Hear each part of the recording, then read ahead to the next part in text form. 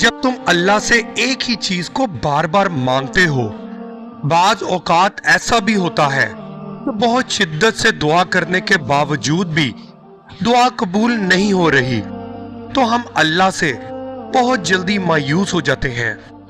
तो जान लो कि आजमाइश के दौरान अक्सर अल्लाह इस चीज को दूर करके भी आजमाता है, ताकि तुम तड़प उठो उसे पाने के लिए और अपने रब के करीब हो जाओ। और आजमाइश तो होती ही है उसी चीज के लिए जो इंसान को जान से भी ज्यादा अजीज होती है और जिसे वो खोने से डरता है। अल्लाह ताला कभी भी अपने बंदे को इसकी इस्तात से ज्यादा नहीं आजमाता।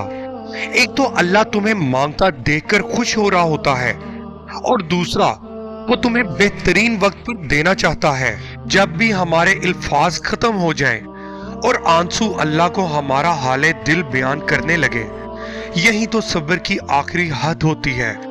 जब सब कुछ नामुमकिन लग रहा होता है, दिल फिर भी कहता है कि थोड़ा और सब्र कर लो, तुम्हारा रब रास्ता बनाएगा। तुम्हारी दुआओं को अल्लाह पहले ही कबूल कर लेता है और फिर तुम्हें आजमाइश में डालता है, ताकि देख सके तुम इस पर यकीन की किस हद तक जा सकते हो।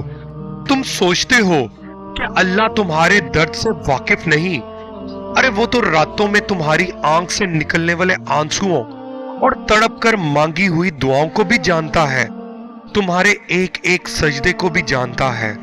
बस वो चाहता है कि यकीन रखो, क्योंकि तुम्हारा सब्र तुम्हें कुन की मंजिल तक ले जाता है। और वो तो इंतजार में है कि मेरा बंदा मुझसे मांगे, वो तो देने के बहाने ढूंढता है, तो फिर तुम मांगते हुए क्यों थक गए हो? जब भी दुआ करो तो पूरे यकीन के साथ करो, ये सोचकर कि मेरा अल्लाह मुझे लाजमी देगा, अगर मगर कुछ नहीं। जब तुम अपने रब को पुकारो तो ये मुमकिन ही नहीं कि वो रब अपने बंदे की पुकार ना सुने। वो पुकार भी सुनता है और कुन भी फरमाता है।